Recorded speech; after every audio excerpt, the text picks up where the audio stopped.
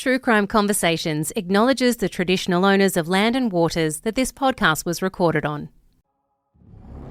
Us average Aussie civilians can't ever truly know what it's like to go to war.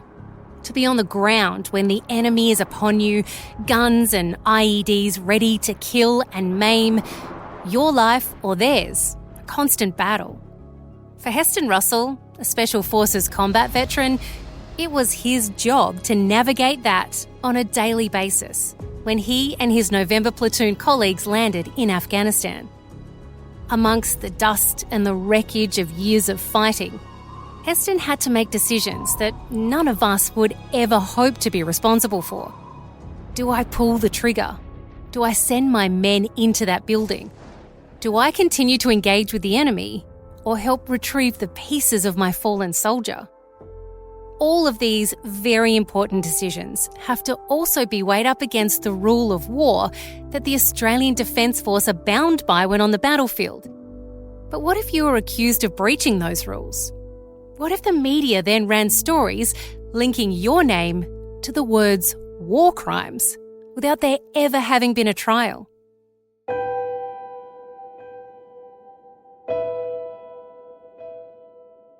I'm Claire Murphy, and this is True Crime Conversations, a Mamma Mia podcast exploring the world's most notorious crimes by speaking to the people who know the most about them.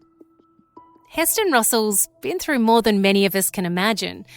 He's been shot at, dropped from helicopters, survived tours of Afghanistan and Iraq.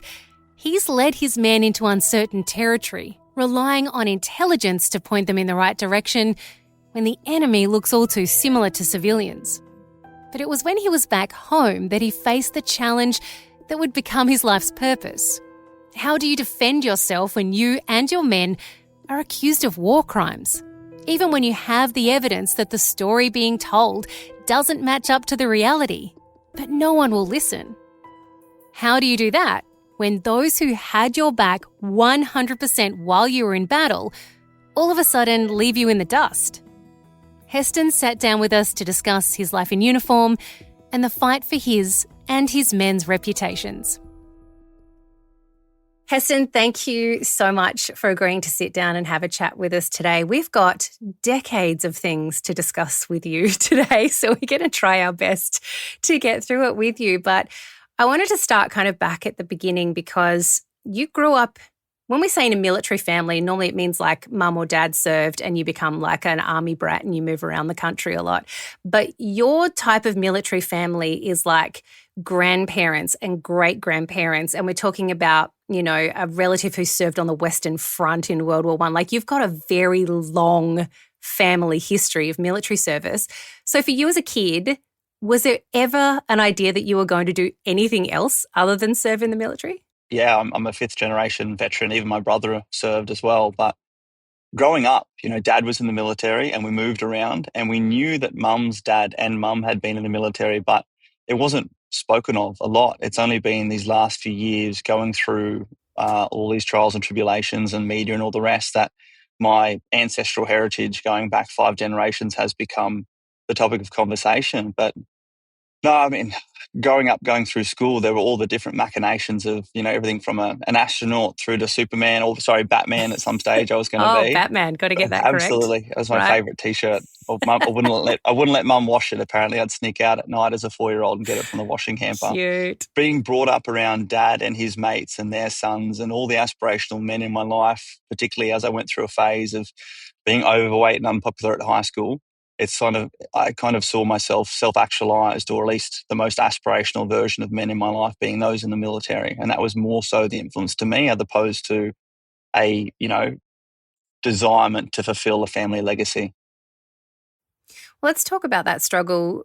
When I've read comments from you or listened to the podcast that you've done, you talk about high school like it was a real trauma time in your life for you. And you talk about, you know, you describe yourself as, you know, the fat, uncool kid, which I know will resonate with so many people listening to this right now. What was that like for you? And I know that you were also the target of bullying. How do you think that shaped, you think, who you've ended up becoming? Well, yeah, I hated it. It just came from a place of not knowing who I was and so readily looking to change myself to fit in.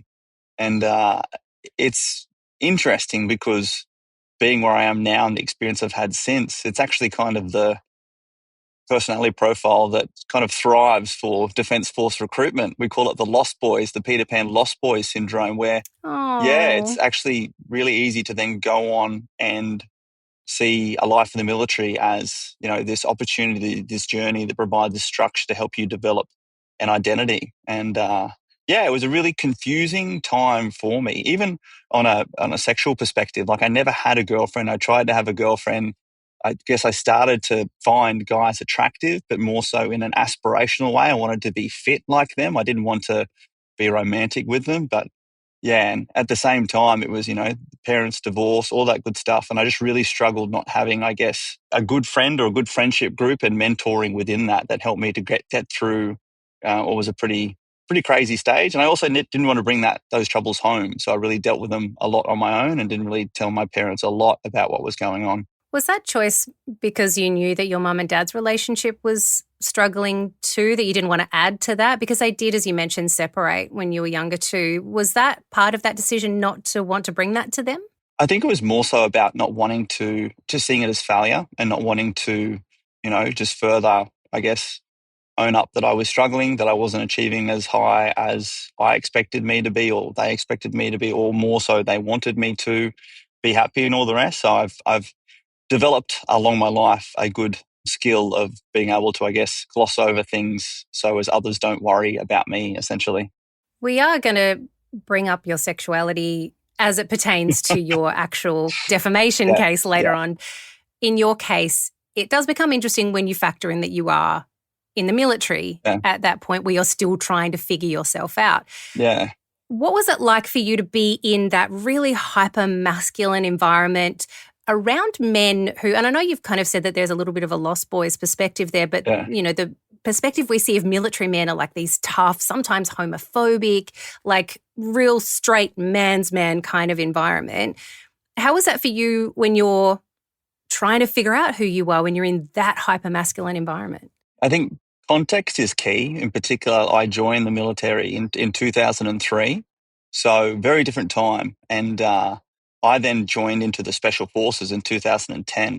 Which is like a whole nother level again, right? Because SAS have got a real expectation on who that man is. Yeah, so SAS and Commandos, I joined the Commandos in Sydney, and yeah, very hyper masculine, even going through the selection course. So everyone has a call sign, what you call each other on the radio. So you don't use your names to protect people's identities. And Is this like Maverick and Goose on Top Gun? kind of, but Cool. more structured, more phonetical. Those jet pilots get to make up their own.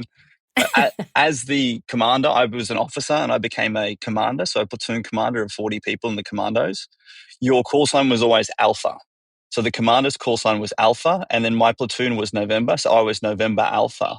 And even throughout your training, it's like, you're the alpha, you need to be the alpha male, so on and so forth. And fast forward to the end of my career, I actually coined the phrase alphabetical male, because you just need to be, as the leader, adaptable to achieve the purpose and not get into these personal confrontations with people.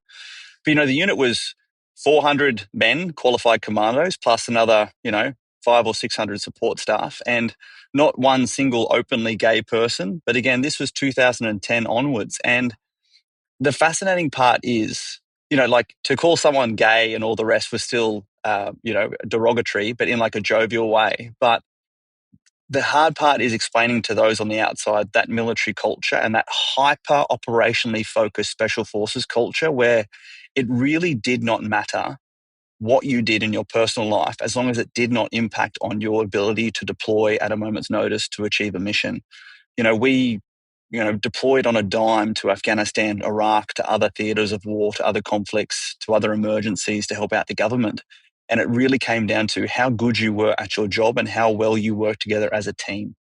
And that being said, by the time in 2015, when I finally decided and accepted that I was gay, after spending many years trying to literally change the way in which I saw my sexuality, seeing it as a choice, I can tell anyone out there, I went through my own conversion therapy and all the rest, and it definitely is not. But then at that point in time, again, there wasn't another openly gay person in special forces, let alone as an officer. At that time, I was a major. And I just made the decision that I didn't need that self-affirmation or that public affirmation of accepting my sexuality within a workplace where I saw it only potentially being something that brought uncertainty into what needed to be a certain environment, which needed to be mission focused and team focused, where I didn't need to have, stigmas or shame that people naturally have through their upbringings, worrying, is the boss checking me out in the showers and all the rest. And I didn't need, that entitlement because my love and my passion was my job, and me accepting myself made me better at my job. And I just accepted that's a part of service. That's a part of putting the mission and team before yourself. But the hardest part in particular was just not having someone like me that I could look forward to. People call it jokingly that I was like, a bit of a unicorn. Australia's only ever special forces officer who was gay that we know of. And they say that about footballers too. There's one that actually comes out. Who knows how many there actually are? Absolutely. And not having someone that I could see a part of myself in front of me as a mentor was really difficult, but it just made me, at an early age, I guess, learn that lesson of self-acceptance, which I know many people struggle with. But coming to that self-acceptance, telling my mum and sister and just those that I wanted to, and just appreciating that so much more of my identity was more than simply my sexuality. That's a lesson I got to learn very young in my growth, as it would be anyway. I'd love to know how you made it through ADFA, which is the officer training facility, because I've known a few people who've gone through that and done Troon, and they described to me a culture which I have not known to exist in any other training facility. Yeah. There are lots of hazing rituals. There's lots of interesting opinions towards women, and there is essentially a body count for sexual partners for a lot of the officers that I have known in that time. And I don't know if that culture has changed since then, but I, as a young man still trying to identify who you are in the world, how did you find officer training? When I marched into ADFA in January 2003, I had just turned 17 November beforehand, being in such a baby. Being in school from Queensland. So I had a fake ID my whole first year. But and that was my first introduction to drinking and to everything. I loved ADFA. I loved the military college the year after even more, but I never encountered a lot of that, what you speak of. And I'm interested if they went through ADFA before or after me, because straight from the outset, you're in communal living. There's 40 of you living in a building, and you live in sort of section hallways, 4 this end, 4 that side, each sharing a bathroom and a laundry. And for us, it was 4 boys this side, 4 ladies that side. And you were just integrated, and everything was mixed from the day dot. And you really had to work together in that communal environment. And it was really enjoyable because you kind of got, sisters and cousins, and you were all going through. I loved ADFA because, unlike high school, where there was kind of social rankings based off how you looked and popularity and all the rest, we were all at ADFA together, all at a common starting line. And there was just such a fire hose of information, both in academics, but particularly in military training, that we all were going through for the first time together. And one thing that I was very good at was learning things very quickly, and a very practical hands-on learner. And most of the stuff was very practical hands-on. So it was really enjoyable, where you might bring in some high school stigmas of social constructs and all the rest. But very rapidly, people were exposed based on their competence level, and again, how you operated with others in a communal environment. And the fat, unpopular kid from high school was very good at doing things practically, learning things quickly. And others were forced to be my friend, including living with me as well. So it was fantastic. And there was such a focus on physical fitness as well. Everything was so really focused on physical fitness, and such a great structure, and all the resources and gyms and food and everything. So it really was a great environment. And I'm very lucky I went to ADFA as the little shit of a 17-year-old I was before, marching out 4 years later to become an officer in charge of soldiers. So when you come out of ADFA, I go up to the normal army first. Army first? Yeah, I go up to the normal army in Townsville for 3 years, and then I try out for the Special Forces in 2010. Okay, so it's after Special Forces training, Commando training, that you come out as the commander for November Platoon. Correct. You're still quite a young man, and the people that you are leading, they have already done tours. They've already been to Afghanistan. These are experienced team members that you're now in charge of. You haven't been deployed to Afghanistan yet by this stage. Yeah. What was that like for you to try and come in and lead people who essentially have a lot more experience than you? Is that a tough gig from the get-go? Yeah, really. Imposter syndrome, and inferiority complex and all the rest. The commando selection course was 6 weeks, and then you'd go on a further whole year's worth of training, doing all sorts of specialist courses from fast roping, demolitions, weapons, parachuting and all the rest. And most of your instructors throughout that year's worth of training come from the unit that you're going to go into. And so I'd already got experience to some of these people that I was going to be in charge of had been instructing me to get my qualifications throughout that whole year. And also 2010, you're right, I was 25, and November Platoon was in Afghanistan for part of that time, and they suffered a helicopter crash that killed 3 members, Tim Applin, Ben Chuck and Scott Palmer, and injured a bunch more. So then when I took over November Platoon, it was off the back of, like you say, I was the youngest person in the platoon, a platoon full of warriors who had deployed multiple times beforehand and who had just recently on their last deployment encountered one of the greatest, tragic incidents and losses of life. So it was really, really difficult from on paper, holy cow, I'm not good enough for this. And as I talk about when I do a lot of my public speaking in the book and in the podcast I've done, it was one of the greatest lessons I've learned in leadership, where it just comes down to being competent in your craft, being good at your job. My job as a platoon commander was to be an expert in leadership and planning. And as a part of that leadership, it's to bring in the experience of those in my team to collaborate as we communicate and plan, ultimately be the person to decide and accept the responsibility for the plan, whether it's good or bad, whatever the results are. And then, go through the process of forming, norming and storming and bringing people together. But first and foremost, being proficient at your job with that group of people, it didn't matter how much of a good bloke you were. You could come in there and try and make friends with everyone. They don't care. They've seen commanders come and go, and they've, experienced the tip of the spear stuff that no matter how good a bloke you are, you can still suffer tragedies overseas on operations. So my job was to be the best I could be at my job, earn their respect through doing my job, and then from there looking for the opportunities to draw on their collective knowledge and provide the best outcomes for the missions that were our ultimate purpose together. Can I ask you a bit about the training that you've kind of touched on a bit there? I know it's a part of your training to become desensitized to killing human beings. Now, that is just a fact of being in the military. Even if you find it abhorrent as, a citizen, it's just part of what you have to learn. Can you talk me through a little bit about how you become desensitized to killing another human being? It seems such a foreign idea for us. Yeah, it's not so much overt. You're not sat down in front of PowerPoint presentations and videos, watching people die and all the rest. It's kind of ingrained from even basic training entering into the military.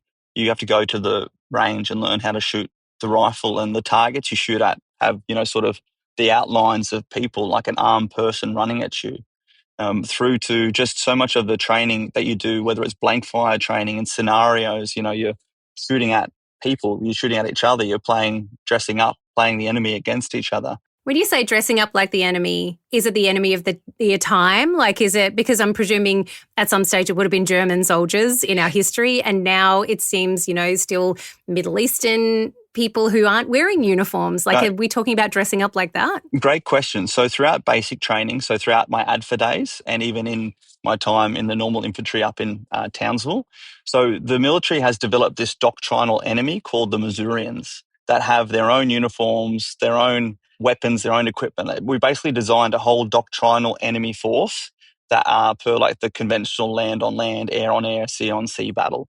Then when you go into specific training for deployments and operations like in the Special Forces, that's indeed when we adapted it to the specific role players and outfits and all the rest that we encountered within where we were going in the Middle East or where we were going in Iraq. You're listening to True Crime Conversations with me, Claire Murphy. I'm speaking with Heston Russell, the Australian Special Forces veteran who won a defamation case against the ABC over false war crime allegations. Up next, Heston tells me about his first deployment to Afghanistan.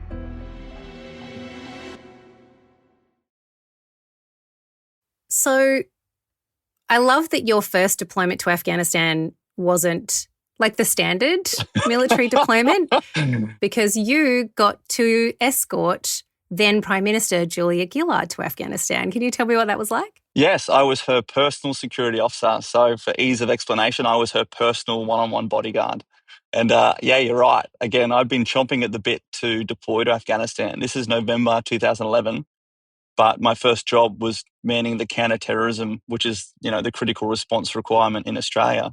And these trips come up and we need to provide protective security detachments. And given that she is the Prime Minister, she had to attend all these very high-level security meetings, and also the great diplomatic opportunity there is being with her and having the conversations that are needed, to help our own equities and others. It was put forward that I should be her personal security officer. Apparently I was a quite jovial, good-looking person in You're uniform an as well. affable guy, yes? And you can imagine straight away, I just went straight back into that inferiority complex and that imposter syndrome. It's like, holy cow, like this is our nation's leader. I haven't been to Afghanistan beforehand. Surely I should have some deployments and experience. But again, it comes down to what are the specific skills and drills you require for that. I'm one person within a protective team and then a whole security architecture around that.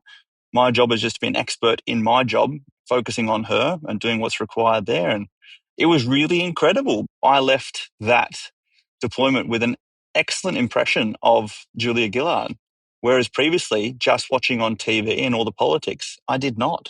I saw very prepared speeches. I saw so much politics and segues and all the rest, and I got to really spend some personal one-on-one time with her. And the conversations she openly had with me as well really helped me to see so much of the natural leadership potential she had, or the leadership potential, be it natural or not. And it also made me quite, sympathetic to the fact that she wasn't able to show a lot of that, just given the nature of politics. And I personally think that is one of the saddest revelations, is that, someone like her was not able to truly shine with all the skills that I have seen. And I say that now coming from someone who's been responsible for selecting and training special forces, soldiers and officers. There's something wrong with our system where, politics takes precedence over real leadership. Can you take me to your first tour of Afghanistan, not as Julia Gillard's personal bodyguard, but when you do go with November Platoon and you are in Afghanistan, what is that like on the ground? When I envision what it's like, I'm only piecing together things that I've seen in news footage or from movies. And, it feels very scary and very dusty, and the enemy can also look like a civilian and the civilian can look like the enemy. Like, it seems like a really confusing place. And, when you're talking about an enemy that is not organised in the way that a traditional enemy is organised too, so you're not fighting on a front, essentially, it could be around any corner. Tell me what that's like to step into that for the first time. Yeah, surreal, very surreal is the best explanation I can give. You do so much training and preparation, and particularly in the role of special forces over there, we went out hunting bad people. We were watching them with assets in the sky and working with all sorts of three-letter agencies to track them from mobile phones through to satellites through to all the rest. So you really had a great picture of who you were going after and why you were going after them and what their likely reactions or actions may be. But in particular, Claire, there was, that threat of IEDs, improvised explosive devices, about, the enemy beneath the ground that could, be activated by a child, that could be detonated by someone's phone, that we couldn't detect them all because they were removing metal from the pressure switches. And yeah, it's, living with this sense of paranoia wherever you step, could be an explosion. And in particular, I guess our mindset was not wanting to harm others and making sure you're doing right by your own skills and drills. And then at the same time, going after these targets that were also happily putting themselves right in the middle of villages filled with women and children and all the rest. And you just have to be so on the ball. Even shooting your personal weapon system, you would only shoot in those close proximities when you literally had the sight on someone and knew if the bullet went through them, where it would hit behind to make sure it didn't injure someone else, a civilian or whatnot. It just brought on this hyper sense of vigilance. We talk about hypervigilance as a military thing, but it was pretty incredible, particularly from a mental health perspective, with hindsight looking back. Living in the moment, I've never lived so much in the moment in my life. And it's a pretty incredible place to be from your own mental capabilities and physical capabilities, to be so physically, mentally, and emotionally focused into that moment and on such a rapid repetition through all the missions that we conducted. And while those first missions were extremely surreal, you kind of warm up into it pretty quickly because you're also there. You're not there alone. You're there with a lot of people. And I particularly remember that first mission, again, just so afraid that I was going to stumble over and look like an idiot in front of my guys or whatever. But you kind of draw strength from that team. You just know that you've trained and prepared together so well, and you truly trust these people with your life. It's, again, I have great conversations with my psychologist these days. Some of the biggest struggles in transitioning are realizing that there's not a lot of people out there who are willing to have your back as much as someone like me is willing to have theirs. And the extreme comfort and confidence that comes from having that trust that these people you're with will just have your back to the point of giving up their life if they need to, and you the same, just allowing you to then bring all that presence forward into what you need to do, and being so well skilled, drilled, equipped, and supported in what we were doing. I talk about Maslow's hierarchy of needs being that self-actualization, and I call it that state of flow. I've never felt so aligned in what I've been doing and so present, brought on by the stresses of those and unique circumstances of those situations. You talk quite a bit about mental health these days, and not just of your own, but of your fellow members who have served. But I'd really like to just touch on a couple of points that I wonder what your mental health is like in the aftermath of.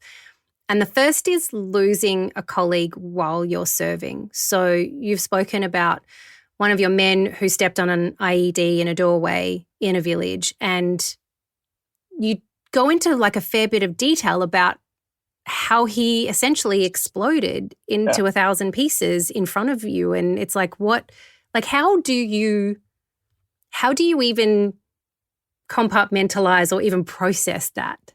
Yeah, it's a really great question because, like I said to you before this, I've been writing my own book the last 4 years. And one of those chapters, I go into great detail about the death of Scott James Smith, who died on the 21st of October, 2012. And it was in writing that chapter where I go into just such granular detail about, he was killed, he was blown up into 1,000 pieces over 300 meters. And, at that same time, the enemy attacked because this giant plume of dust went up, and, there were the burliest alpha male commandos up there fighting to keep the enemy back, while the other half were on their hands and knees with the most tender hands picking up every little piece of Scott, from, a limb to a little 5-cent piece of coin size. And I gave that chapter to his mother, Katrina, and asked for her permission to publish it. And she got back to me and she said, "Thank you. This has helped me to heal. They told me, that Scott died instantly and, he didn't feel anything, but I've always wanted to ask more.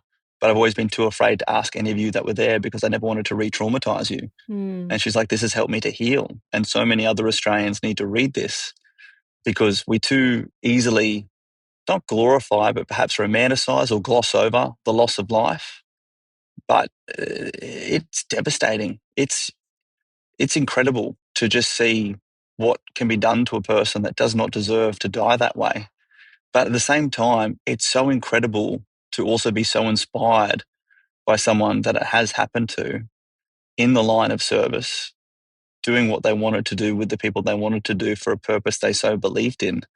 And also just reflecting on the incredible emotions. I mean, I remember when Scott died, I felt angry, and then immediately I felt failure because I was his commander. I was meant to bring him home, even if we were around the same age and all the rest. And I carried that for me such a long time. And it's only through friends and family, and again, staying close to and linking in with Scott's family, that I've been able to heal that myself. Well, then, of course, there's the flip side to that too, because whilst you are all putting your lives on the line, there are Afghanistani people who are doing exactly the same. First of all, how do you, in that moment, especially the first time, make that decision to take somebody's life?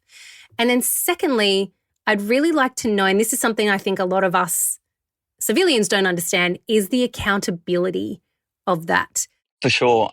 I guess, one thing about going up against people, and like you said, the Afghans, feeling like they're defending their lands as well. I mean, very specifically, we were targeting insurgents and terrorist networks there as the special forces, but you would definitely encounter perhaps some locals who were trying to defend themselves. But in particular, we go into places where Taliban or insurgents had gone in and were actually kind of not holding the locals hostage, but pretty much, dictating to them what could or couldn't be done. And particularly when we would go on target, we'd always go on target with our Afghan partner force. So we had to go on every mission with a group of Afghan special police.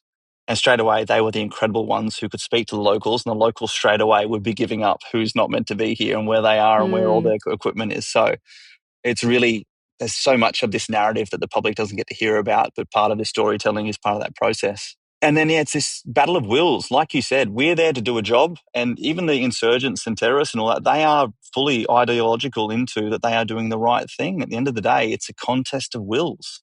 And you just have to be so focused on your mission. And when it comes to the taking of life, 9 times out of 10, the focus wasn't to go in there and kill them, unless it was a specific job, but it was to achieve the mission. And the taking of life came from a circumstance of protecting life, protecting each other, protecting your own. We were really restricted, to be honest, in our rules of engagement, to the point of, I remember the first time I had to kill someone, I probably let it go a bit for longer, to a point where he started pointing his weapon at some of our friendly forces. And I was fully legally justified in pulling the trigger and taking his life. And again, that was just part of the mission. So it's really fascinating because there are so many elements to doubt and hesitate throughout combat. It's not, while you think you're out there, and it's so easy to potentially take everyone's life, there are assets and drones and satellites all overhead filming everything that we're doing, through to helmet cameras and everything else in between. Then there's just the whole moral and ethical part of the training and preparation that goes into us before we deploy. Probably quite different for me, but I got to see it very viscerally on the ground, where most of my soldiers had family. Let's say at least half, if not 2/3 of my soldiers were married. Half of them had kids of their own, and really felt and attached themselves to the fact that these were other human beings, other families as well. I remember in particular, there was one engagement we had where an American tank went through this building and knocked down all the rubble. And this mother was screaming because her child was under there. And straight away, I just watched my guys drop their equipment, completely lose their own, safety posture, and get in there and dig out this child. And so fortunately, he was just sitting there under this gap in the rubble, smiling up, no worries at all. But I just really got to see, and then straight away, I'm like, no, what are you doing? We've got a job to do. But straight away, like, they were dads. And just seeing this, seeing this human side of them cut through all this super hard conditioning special forces training, it could have been a trap. There were all sorts of things that people had played on us beforehand. The building could have had an IED in it. Who knows? They didn't care. They cared more about that child than they did for their own safety. And that's the sort of people you deployed with. You spent 16 years serving, and you've served in Afghanistan and in Iraq, but you do decide in 2019 to retire. Like, what brought you to that decision, and what was that like for you to transition back to civilian life? For sure. Well, 2016, 17, I deployed to Iraq. That was my last deployment in our fight against ISIS. And most of the public doesn't even know we deployed special forces personnel to that. But that was incredible. We were fighting evil people who were doing terrible things to children, and just evil. I never felt so justified in war against a group of people in my life. But at the same time, I was over there with someone who was going to come back and be the future leader of our special forces, who I just saw as being narcissistic, arrogant, and an absolutely toxic leader. And I got to work very closely with him. And on that deployment, I was actually dating, and I had a boyfriend, Blake, back in LA. And unlike every other deployment I'd been on, I was in love with someone back home. And while I felt very accomplished in what we were doing, I became disillusioned in my senior leadership. I became very disillusioned in the Australian leadership, because I was primarily operating under the US leadership, and got to see just how much more confident they were in backing their people on the ground and removing politics from what needed to be done. And I decided to come back and take my long service leave, spend time with Blake, and really wanted to instead pivot my life to focus on love and focus on building us a life outside of the uncertainty of the military.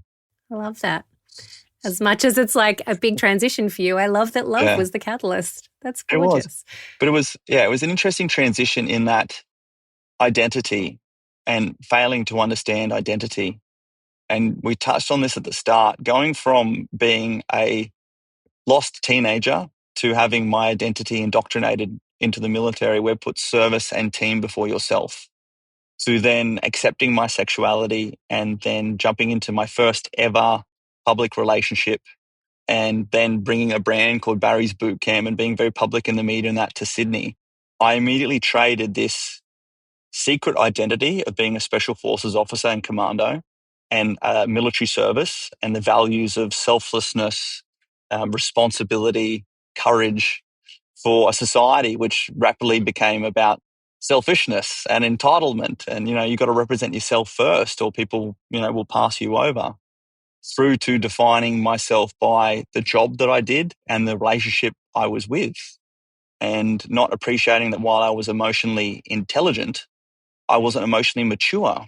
I never had to deal with emotions like jealousy. I never had to deal with having to have vulnerable conversations about emotions that I saw as weakness as opposed to growth opportunities, Now you just had to be like one of us. Oh, well, I was so used to being the master of my universe in life or death, combat situations, and everything else in between. And so used to being seen as being an inspirational leader and being seen, as being, a leader and all the rest by my soldiers. And I put myself on a pedestal, and I wasn't ready to remove myself from that and face the realities of life that do not comply with the extremes of life and death. Oh. After the break, I ask Heston what he was doing on the day the ABC article about his alleged war crimes was published and what the impact was. It's 2020. Pandemic is upon us, but you wake up one morning and your phone is blowing up. Yeah. Talk me through the day the ABC story dropped. Yeah, well, so it was the exact day, the 8th anniversary of the day we lost Scott, the 21st of October, 2020. Now, when we got back from overseas, we, as a group, met with Scott's mum, Scott's sister, went down and spread his ashes down at the lake where he used to ski as a kid. But we hadn't really seen Scott's family since then. And on that day, we'd all planned to meet up again with his mum, Katrina, at the North Bondi RSL to all have dinner that night. And it was that exact morning that I woke up to, my phone just buzzing off the table. And it was messages from all my guys sending me this link to this article where this journalist, Mark Willesee, and his mates had published that this whole story that this Marine had heard a pop, which meant that we had, and it literally said November Platoon, had executed this bound prisoner that we had because he wouldn't fit on a helicopter. And it was just incredible because you might hear about a generic story about a unit or someone in the military or whatnot, but this had specifically, for the first time in our nation's history, named a platoon, November Platoon.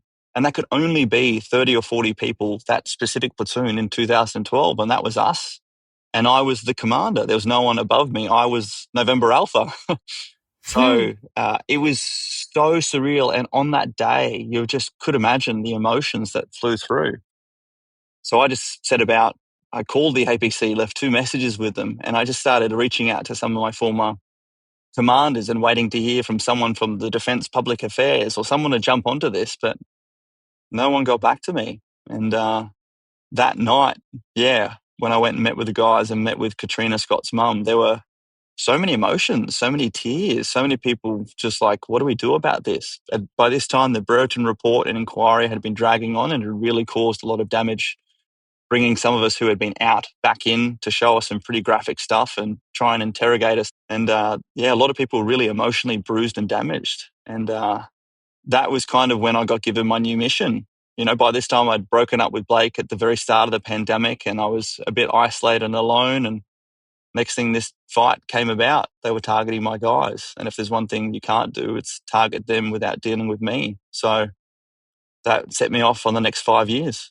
So this unnamed Marine who claims to have heard the pop, because the way it's supposedly unfolded, so there's a radio conversation where your guys on the ground say we've got 7 prisoners who require transport.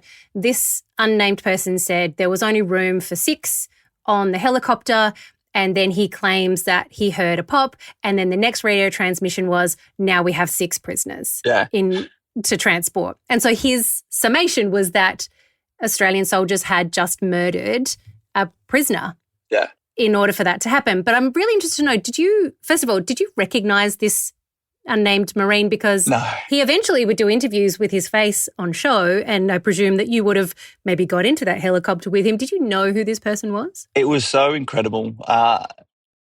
Shortly afterwards, the guys and I got together and we wrote this 10-page letter to the ABC that just went line by line how impossible this is. And if everyone wants to see it, hestonrussell.com/ABC. I've literally made a page where I've kept a running blog of this whole thing. Just to give some idea, it's basically like in order for that to happen, someone's radio had to have been like on at the exact moment for it to be transmitted, and that just wouldn't have happened that way, and the prisoners wouldn't have been near the radio. Like there's a lot of like reasoning as to why that wouldn't have happened. The only people who talk to the helicopters to come in are either me, my signaller, or my JTAC. We all stay together.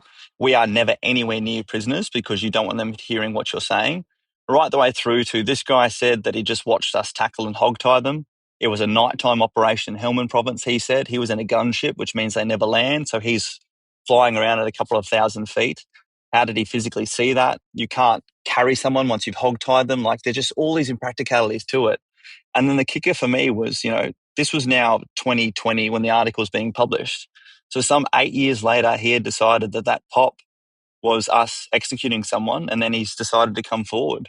And the crazy part for me was that the media was allowed to publish this as one person's ear witness account, without having it met any form of criminal level of evidence or investigation. Like it should have been something, there was literally this Inspector General inquiry underway. It's something that should have been turned over, investigated before just so freely naming an entire platoon right there on that day. And if they'd even done their research, like Scott Smith was a member of November Platoon, if they'd done any of their research, they would realize, hey, we're publishing this once in a lifetime accusation on the anniversary of the death of the one guy from that platoon during that deployment.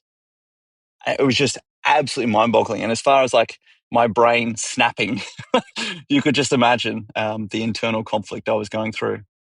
Tell me about that trauma of having that story go live, because we are very aware about the sometimes fragile mental health of veterans who have served, and that the suicide rate for veterans is abysmally high.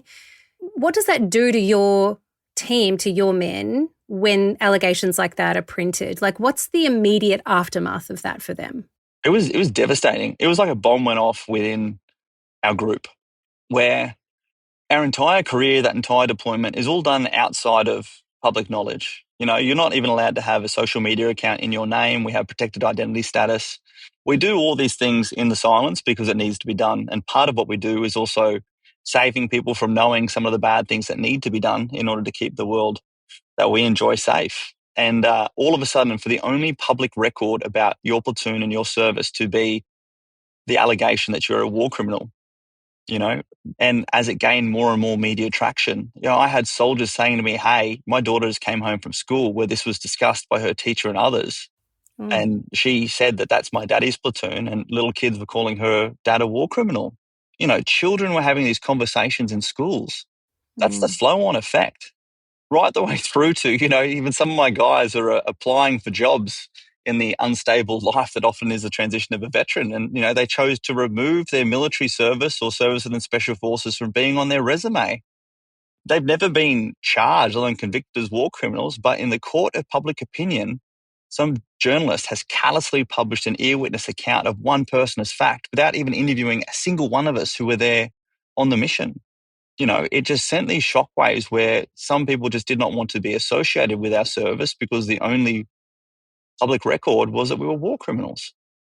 You mentioned that you wrote to the ABC. You also reached out to the ABC, but they weren't the only people you reached out to the Department of Veteran Affairs, the Defence Department. You wrote to Peter Dutton, who was the Defence Minister at the time. So you've reached out to lots of people in the aftermath of this. Did anyone step up and support you in that moment?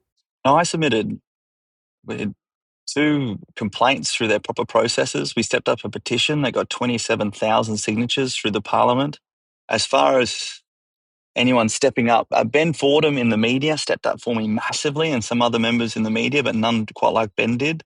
And it wasn't until finally I decided to take the ABC to court for defamation, where I received some affidavits from a few people, but unfortunately others, including the likes of Julia Gillard and Tony Abbott, who I'd had on my podcast beforehand, through to my former military commanders who won Distinguished Service Medals for those same deployments, when none of them were there when I asked for help going into that fight. And I was to rapidly learn a really heavy lesson that in Australia, to take on the media is a fight too far for so many, just given how much of a strong platform they have.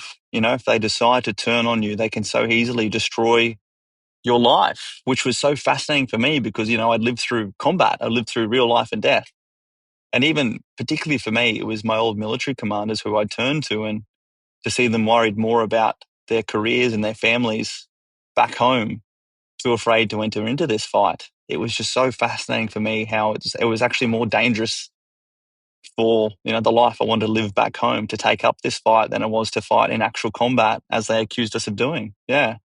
It was just imagine that from, if you can, from what you've heard from me beforehand, the just incredible juxtaposition and, brain crack of these circumstances where you're fighting for your life in such a different way. And in combat, I was so supported and so aligned and had such a team, and, and then all of a sudden, to have none of those support anywhere when you need it the most, it was really, sense of abandonment. Talk to my psychologist about my sense of abandonment. It's pretty big. That is not something to laugh at, but that is funny. If you can't laugh at yourself, what can you laugh at? But it's all that stuff true. I really had to work through. And look, it's incredible where situations like this kind of declutter your life as well, potentially to, help you be more efficient in your energy. But yeah, wow, it was a very demoralizing, humbling, and lonely time. Yeah.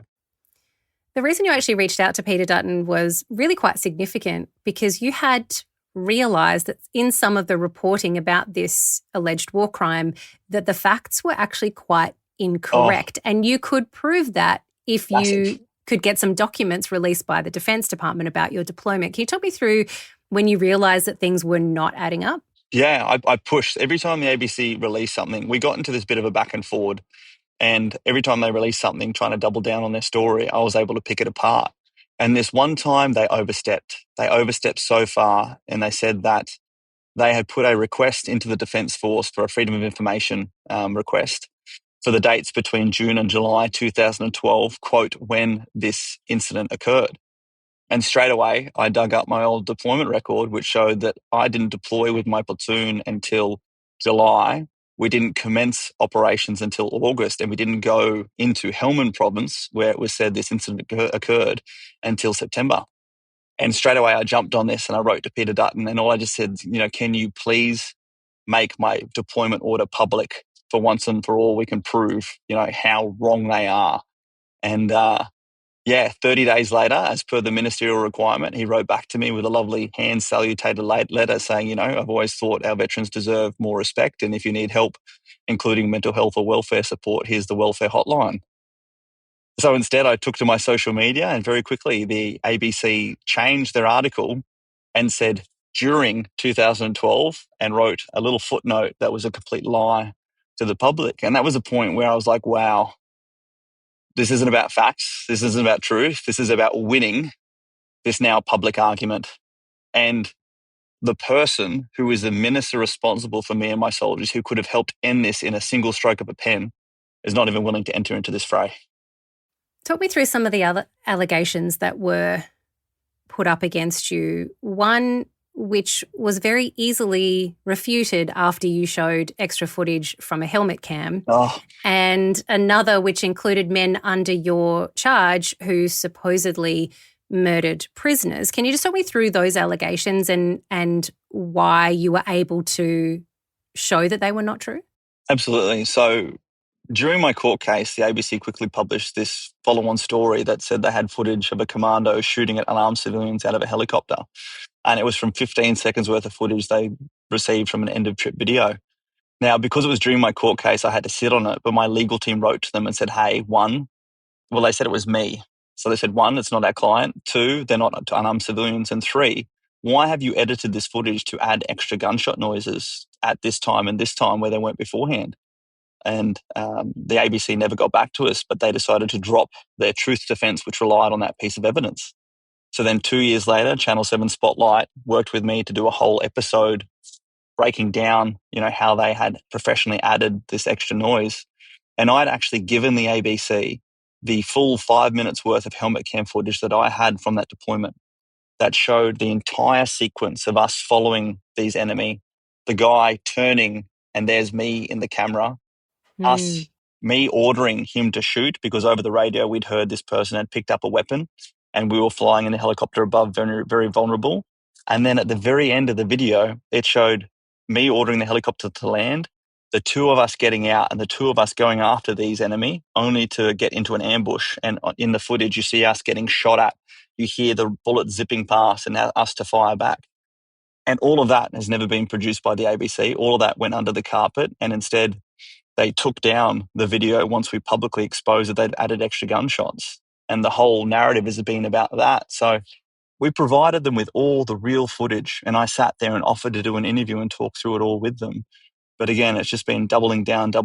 And no matter how many times we bring real evidence from those on the ground, the narrative has been to try and defend this story and to attack me for daring to step up and take it on. Well, what is so interesting is by the time this actually reaches court, like the drama continues because there is like a pre-trial hearing where we decide whether it's going to go to trial or not. And that all seems to go well and good. And then the ABC has a truth defense in place. But then because you've refuted so many of these claims, they have to drop the truth defense and go with public interest. And then eventually they also drop that one. And so we think, oh, okay, the trial's now not going to go ahead. They're going to have to apologise to you and potentially pay you out for defamation. But then Ben Fordham finds this unnamed Marine. Yeah, Josh. Talk to me about what happens. Josh, the unnamed Marine. Talk to me about what happened after that. Yeah, so when the ABC originally published this article, this Marine who heard a pop, they gave him the pseudonym Josh, but they still published his name, his unit, and all these details about him. And for a long time, and his face too. Like we saw his face unobstructed, right? Yeah. So when it came to the part where after they dropped their truth defense and the ABC said, hey, we're going to drop our public interest defense and drop it completely because we don't want to break the ethical line of journalism and have to reveal our source. That's when, Ben Fordham and my legal team come out and like, hey, we actually know who Josh is and we've tracked him down just based off the information you've made public. And his name's Dean and he's a salesperson here and I won't say anything more. But then we got to the part where the ABC's like, well, okay, if you already know who he is, then let's have this defense out and see what happens. It was just, I remember the judge, Justice Lee, said, this is turning into an absolute farce. And it really was, all at taxpayers' expense. So eventually it does land in your favour and you do get a payout from this. But then in all of the correspondence I have seen in the public since then is the ABC saying that they have apologised to you several times and that they have made it very clear on articles that they are, misleading or incorrect. And again, they've apologised to you. Yeah. Have you received an apology or at least one that you feel is significant enough to cover you for the fact that you've been fighting this for so long? Well, this is the issue. And this is where Brian does a great job in the podcast, the ABCs of Heston Russell, to really break down this gaslighting campaign of theirs about the apology. So when I won my defamation case, the defamation case found the ABC and the two journalists, Josh Robertson and Mark Willisey, liable for defamation and to pay damages, but the ABC pays for all their personal damages. And then because we originally entered into the case, just asking for them to apologise and to take the stories down. They then had to pay all of my legal costs. So it was a multi-million-dollar bill they had to pay on top. They then went on to, one, refuse to apologise to me post the defamation case. And then only after we exposed their adding of gunshots to the footage did they release apology that was generic to all the members of the 2nd Commando Regiment. And then when I took it even further and I had to conduct this internal review by one of their own staff members, former staff members, they issued an apology saying, hey, while Heston Russell wasn't named in this, he has taken offence to it and we apologise to him for that. Because you've taken offence to it? Isn't that, yeah, you can apologise for the action or you can apologise for the effect. And as opposed to apologising for their actions, they're apologising that I took offence, which is pretty insulting, to be honest. I'm sorry that you're offended. That's it. Okay. That's it. Isn't it incredible? And this is the incredible part for me, Claire. Like, we're in 2025 with the national broadcaster that every taxpayer funds over $1 billion a year asking for adults to apologise, whether they were errors or otherwise, but have since been proven in the federal court to have been wrong. And for me, where does that stand as far as the morals and ethics we accept in society where we're not even willing to apologise? Even like the head of the ABC, who wasn't personally responsible for publishing the article. And I've written to them, when particularly with the new managing director, and saying, hey, let me spell this out for you. In the federal court proceedings, you submitted on record that you had footage of me shooting from a helicopter at unarmed civilians and that I could be liable to being, breaking the rules of war or committing a war crime. You need to apologise for that because that is still on the public record. The Guardian published it as a front page piece and it's still online if you search for Heston Russell shooting at unarmed civilians. And they still refuse to. They're saying, no, we have apologised. I'm like, no, you haven't. So we're in 2025 arguing over an apology. What I do want to land on here finally, though, Heston, is that we have seen other Australian soldiers who, whilst have not been criminally charged with war crimes, they have been in other cases where they have been found to have committed war crimes. So we as the Australian people are concerned that there's two arguments here. We need journalists to tell us the truth about what our soldiers are doing on the ground to make sure that they are accountable for what happens, on the field of war. On the other hand, we don't want our Defence Force to be unfairly accused of things that they have not done. How do we find the line here? Because we're being told that, yes, these things are happening, but at the same time we hear your story and we're like, we don't want that to happen to anyone ever again. Absolutely. It's called due process and the actual court system. So the issue is that people like myself have had to go through civil defamation proceedings.